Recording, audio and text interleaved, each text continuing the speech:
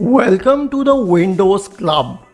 If you encounter the Windows Update error 0x80246008 in Windows 10, then either read through this article on the Windows Club or simply watch this video. I'll guide you through the resolutions. First of all, search for the command prompt in the Windows search bar. Click on Run as Administrator to open the elevated command prompt window. Now we would have to copy a command line here for a registry level tweak. I'll copy it and I'll paste it in the elevated command prompt window.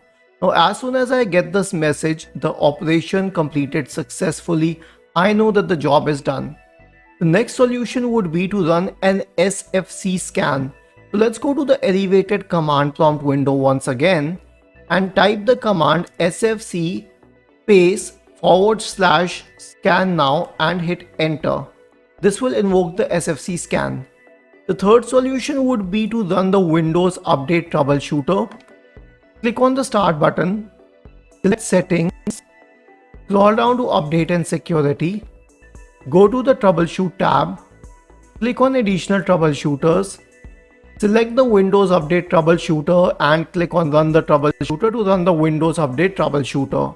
Next, disable the antivirus of your system, and this can be done by disabling Windows Defender or the Firewall or any other third-party antivirus. For this, you would have to contact the manufacturer.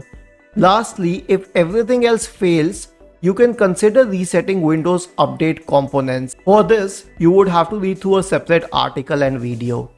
Isn't this easy and interesting? If you have any doubts, please go to the original article on the Windows Club, scroll down to the comment section and write your query. We will surely answer to it. Do not forget to subscribe to the channel. Thank you for watching this video and have a nice day.